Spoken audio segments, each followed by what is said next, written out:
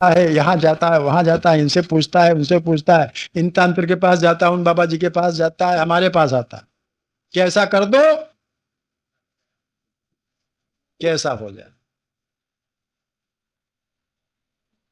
जानते हुए भी अपने जो उसका जो अनुभव है उस पर दृढ़ नहीं रहता, उसको हटा देता है।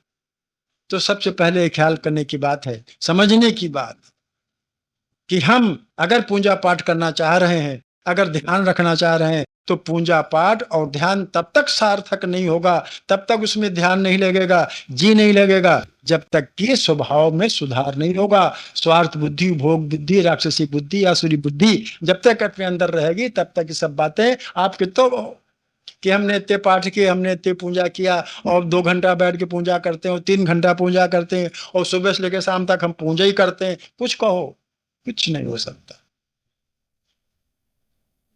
अगर आप 1 घंटा पूजा नहीं करते हो और दिन भर निस्वार्थ भाव से सेवा करते हो, वो पूजा ही है भैया मेरे। अगर आप 10 मिनट, 15 मिनट, 1 घंटा, 2 घंटा बैठ के पूजा नहीं करते और दिन भर निस्वार्थ भाव से सेवा करते हुए पूजे थे, अरे क्या।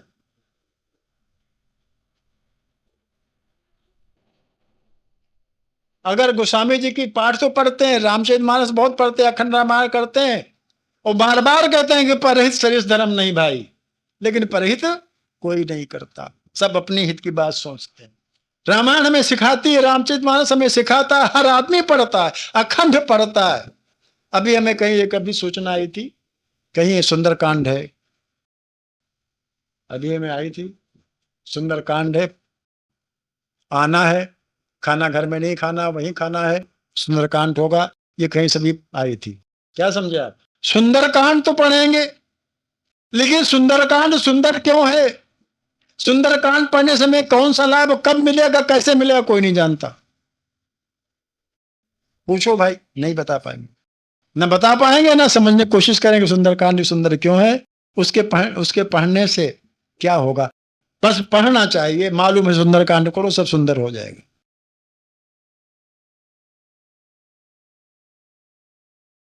एक अगर चौपाई पकड़ ली जाए कि परहित सरिस धर्म नहीं भाई, कल्याण हो जाएगा। अब समय नहीं बताऊंगा, कभी समय आएगा, क्योंकि 10:30 बज रहा है। लोग समझते हैं कि अगर सुंदरकांड रोज पढ़ेंगे बड़ा लाभ हो जाएगा, लेकिन पढ़ने से कुछ नहीं होगा, करने से और समझने से होता है।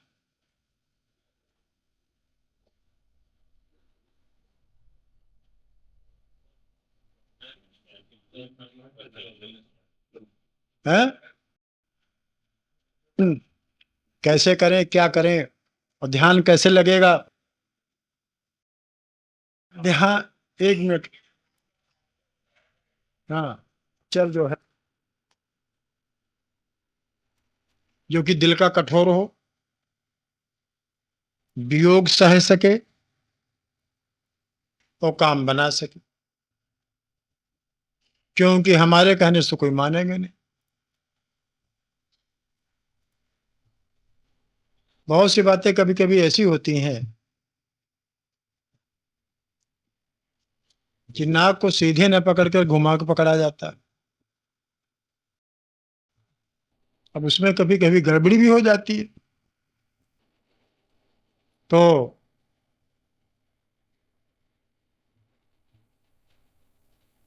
अब ऐसा कौन ढूंढे, कौन हो जिसकी प्रेरणा से काम चले।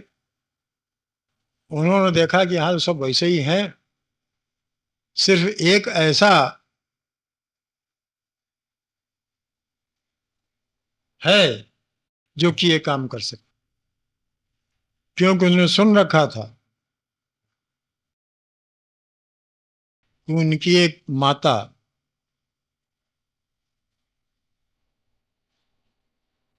इतनी बहादुर थी कि युद्ध में जाती थी।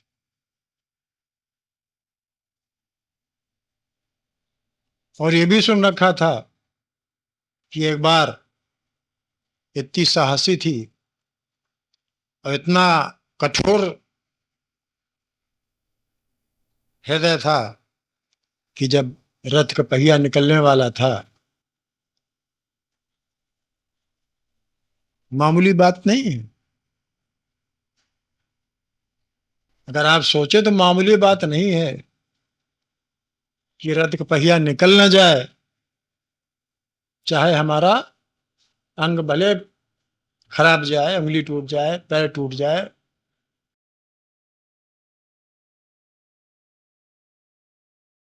लेकिन रथ का पहिया न निकलना चाहिए।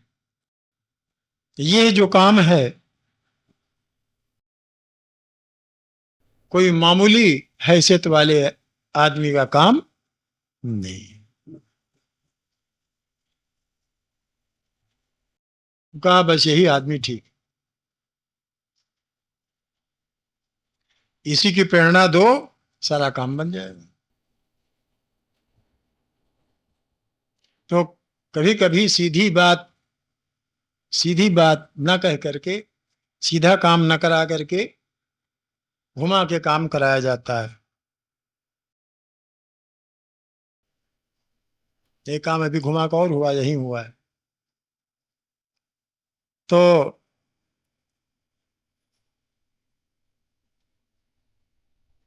अब उनको अपने काम की जब याद आई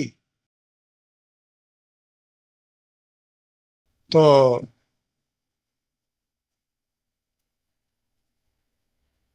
प्रेरणा दे दी उन्होंने। कहा कि भाई ठीक है, अब ये सब गड़बड़ी बात है, इनको जंगल जाना चाहिए। बाकी कथा तो आपको मालूम है। इसी तरह भगवान श्री कृष्ण, वो भी कुछ काम करने आए थे। उनको जाना था ही, मथुरा जाना था, हर हालत से जाना था। अक्रूर को क्रूर होना पड़ा वहां पर यही कथा है ना भैया। अक्रूर को क्रूर होना, उनका नाम तो अक्रूर है, लेकिन उन्होंने काम किया क्रूरता का। वहां के कई ने क्रूरता काम किया था, और यहाँ अक्रूर ने क्रूर हो गए और ले गए।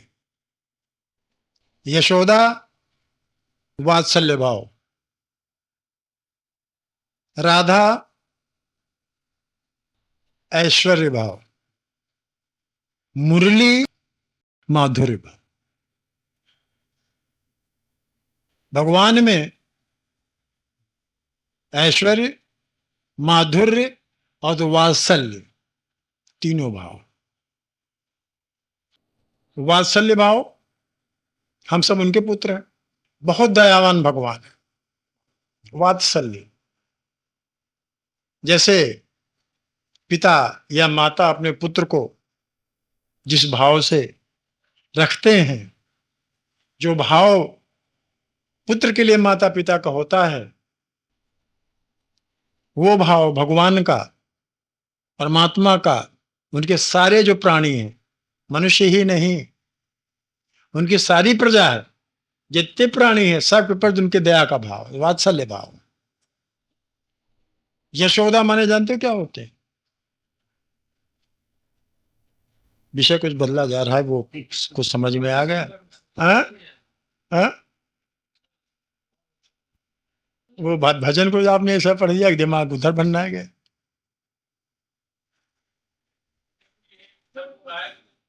हाँ?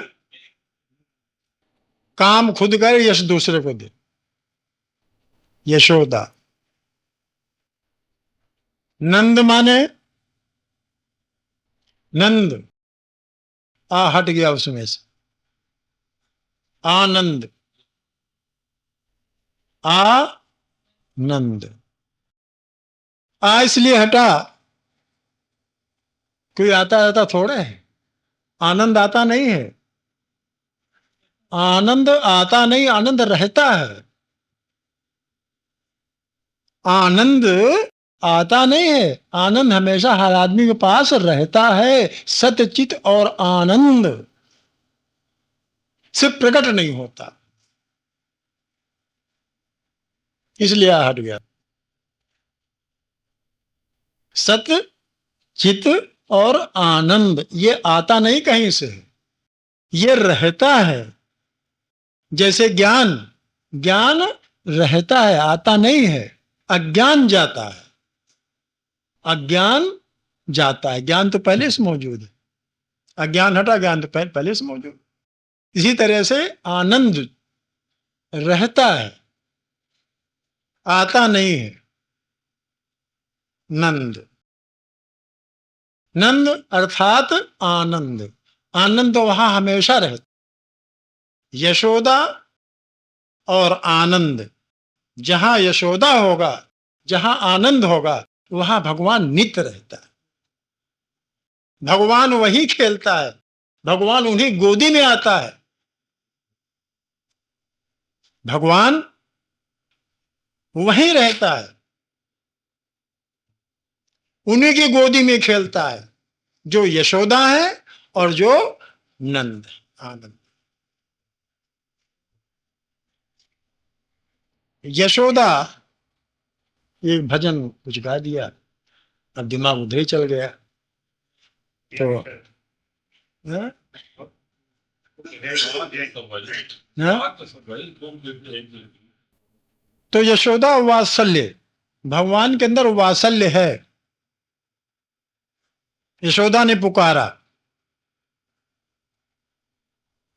वात्सल्य भाव। और राधा, राधा कौन सा भाव? ऐश्वर्य भाव। भगवान में ऐश्वर्य, अपना ऐश्वर्य, निजी ऐश्वर्य भगवान का है, ऐसा ऐश्वर्य किसी में नहीं। राधा के बारे में हमने एक बार बताया था, शायद बहुत दिन हुए, कि राधा क्या है। राधा शक्ति, भक्ति है, मुक्ति है। राधा शक्ति है, भक्ति है और मुक्ति भी है। एहसास, भगवान की प्रकृति, भगवान की शक्ति, शक्ति से शक्तिवान होता है, शक्ति से ही शक्तिमान जाना जाता है, धन से ही धनवान जाना जाता है, विद्या से ही विद्वान जाना जाता है। तो पहले विद्या हुआ तब तो विद्वान हुआ। इसीलिए राधा कृष्ण, इसीलिए सीता राम, पहले शक्ति उसके बाद शक्तिमान, पहले शक्ति उसके बाद शक्तिमान। इसीलिए राधा कृष्ण बोला, राधा कृष्ण, राधा नहीं, राधा कृष्ण। राधा इसलिए पहले है क्योंकि वो भक्ति है। कृष्ण भगवान है, राधा भक्ति है। कृष्ण शक्तिवान है, राधा शक्ति है।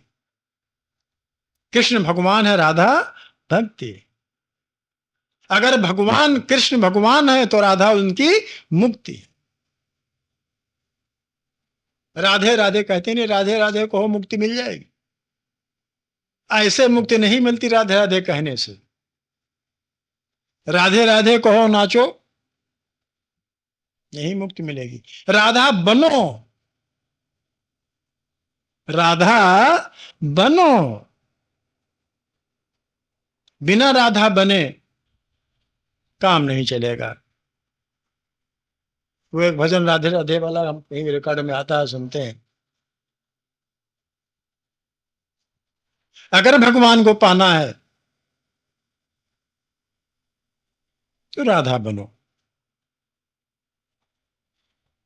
केवल राधा कहने से, या राधे राधे कहने से, या राधे राधे चिल्लाने से, या ये दिखाने से कि हम राधा स्वामी हैं,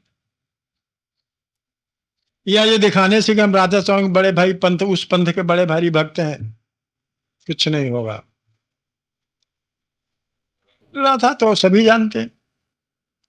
अरे राधा बनना, राधा तो बहुत आसान बनना है। नहीं, बहुत आसान है।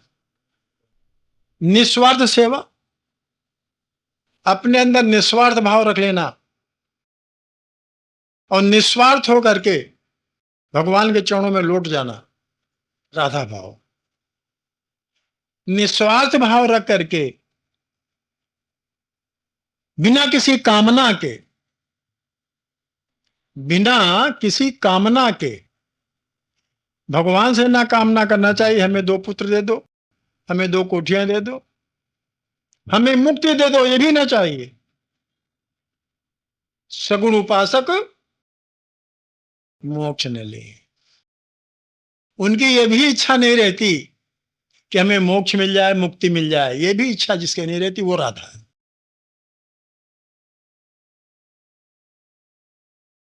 भगवान के विरह में जो मतवाला हो जाए, जो मस्त हो जाए, विरह एक मस्ती है।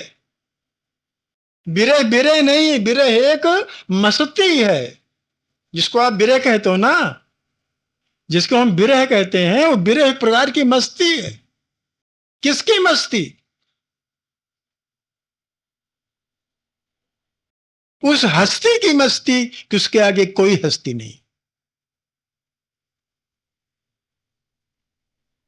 भैया आप मेरी बात समझ रहे हो ना? उस हस्ती की मस्ती है कि जिसके आगे संसार की कोई हस्ती नहीं। जब आप समझ लीजिए, आप भगवान के लिए व्याकुल हो जाइए। जितनी व्याकुलता अधिक होगी, भगवान इतनी जल्दी मिलेगा। हमारे अंदर व्याकुलता है नहीं, मिले कहां से? तो राधा बनो। राधा एक ऐसी धारा जो कभी क्षय नहीं होती, जिसका कभी अंत नहीं होता। और एक बात और बता मैं, वो ऐसी धारा जिसका कोई आदि भी नहीं। उस धारा का न कोई आदि है, न कोई अंत है। ऐसी राधा, ऐसी अगर राधा हम बन जाए, ऐसे राधा भाव हमारे अंदर आ जाए, तो भगवान तो पास ही में कहीं गए थोड़े। भगवान कहीं गए नहीं है। वो उस दिन गाया था कि धीरे चलूं तो ना ना, हाँ? कमरिया लचके, और झपक चलो तो छलके गगरी। ज्ञान योग अगर ज्ञान बढ़ गया तो ज्ञान अगर छलक गया, आप जल्दी कोशिश करते हो कि जल्दी से हम भगवान तक पहुंच जाए, जल्दी से ऐसी कुछ करें, ऐसा कुछ करें बहुत जल्दी, साधना बहुत जल्दी। तो जानते क्या होता है? फिर छलक जाता है। बहुत तेज अगर चला जाए तो गगरी अगर भरी हुई है तो छलक जाएगी। अगर ज्ञान ज्यादा आ गया और उस ज्ञान को हमने सोचा बहुत जल्दी उस ज्ञान के माध्यम से भगवान प्राप्त कर लें, तो निश्चित जाने गरी ब्रह्म ज्ञान उपजो नहीं, कर्म दियो छिटकाए, तुलसी ऐसी आत्मा सहज न रखे। उसका अर्थ यही छलकेगा कि जल्दी नहीं करनी चाहिए। ज्ञान योग, ज्ञान साधक बहुत शीघ्रता चाहते हैं ज्ञान के माध्यम से, लेकिन ज्ञान छलक गया कहीं, बाई चांस छलका, क्योंकि तेज चलोगे छलकेगी जरूर। खाली रखो, खाली रखो, तब तो वो आएगा बैठेगा वहां पर। अगर ज्ञान भरा हुआ है, मतलब ज्ञान का अहम, ज्ञान का अभिमान। झपक चलो तो, झपक माने तेज, अगर झपट चलो तो छलके वगैरह। और धीरे चलूं तो क्या होगा? धीरे चलने में बड़ी गड़बड़ी है। धीरे चलने में गड़बड़ी है। आयु बहुत कम है, आयु कम है, पता नहीं कितनी कम है। 10 साल की, 20 साल की, 60 साल, 70 साल की, 2 ही साल की, पता नहीं। और फिर नगरी दूर भी है और पास भी है। नगरी उन्होंने कहा बहुत दूर नगरी। अब वो इसकी व्याख्या करें तो उसकी व्याख्या होने लगी। नगरी दूर किसके लिए है? गोकुल नगरी किसके लिए दूर है? ना? जो अपनी आदत से मजबूर। दूर उसके लिए जो अपनी आदत से मजबूर। उसके लिए बहुत दूर है। और पास इतनी है गोकुल नगरी। अब गोकुल कभी अभी इस वक्त तो नहीं, गोकुल क्या है हम बताएंगे आपको। गोकुल नगरी पास इतनी है कि वहां पहुंचने के लिए न समय की आवश्यकता है और न है साधन की आवश्यकता है। ये भी एक बात। जब इतनी एकदम पास में है, वो क्या है, वो शेर को तस्वीर देख ली, उठाई, क्या है वो? गर्दन हाँ? ज्ञानी जी को शायद आता हूँ। दिल के आईने में है तस्वीरें यार। यार की गर्दन उठाई, कहाँ रहा साधन, कहाँ रहा? कोई साधन है ही नहीं। तो राधा